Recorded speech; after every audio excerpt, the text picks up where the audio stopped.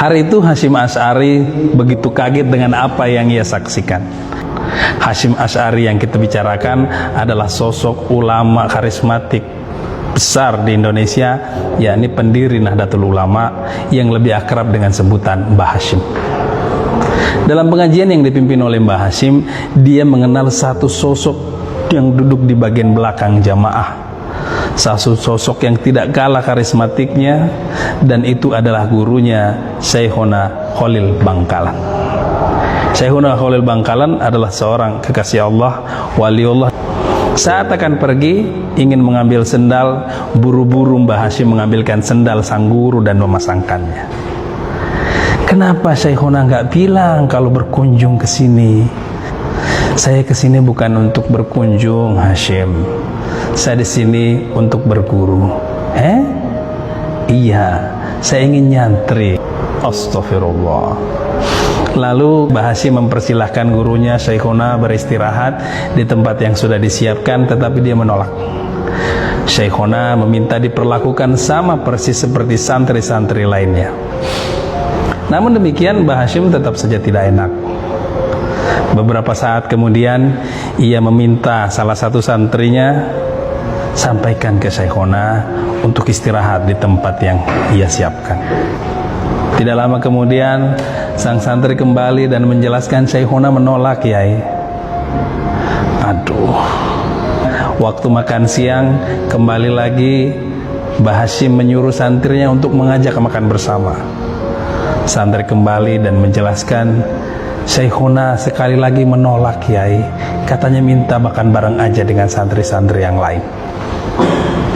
Selanjutnya ia memerintahkan santrinya untuk mengambil pakaian dari Syekhona untuk dicucikan, dan sekali lagi Syekhona sampaikan menolak. Aduh.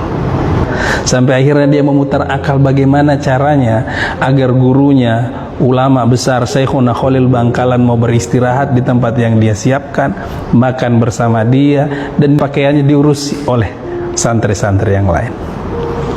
Akhirnya Mbah Hasyim memberanikan diri datang ke Syekhona.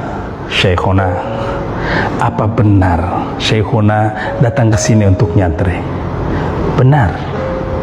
Berarti serius Syekhona menganggap saya saat ini sebagai kiai? Serius. Bukankah sudah seharusnya santri mendengarkan dan mematuhi kiainya? Sudah seharusnya. Kalau begitu Syekhona dengarkan kata kiai. Saya minta Syekhona istirahat di ruangan yang sudah disiapkan, makan bersama saya di sana, dan pakaian Syekhona diurus oleh santri-santri yang lain. Ya, tapi baik, Kiai.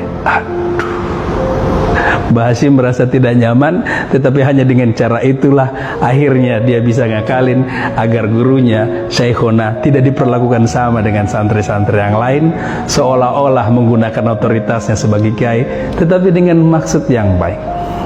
Penggalan kisah yang luar biasa yang menyentuh, menunjukkan bagaimana tingginya ilmu sejalan dengan tingginya akhlak.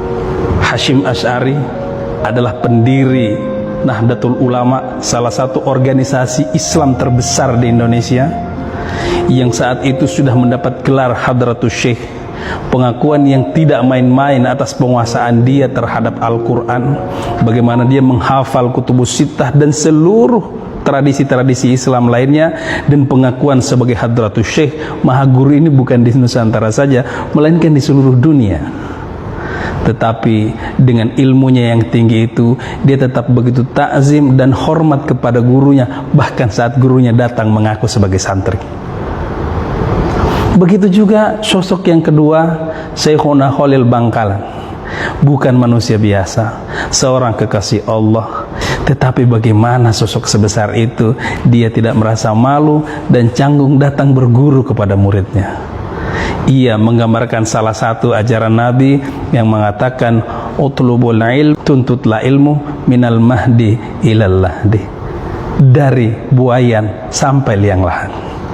Umur tidak menghalangi beliau untuk memperdalam kembali ilmunya, khususnya ilmu hadis yang merupakan pengakuan terbesar kepada Hadratus Syekh. Umur bukan masalah. Ya, tapi aduh,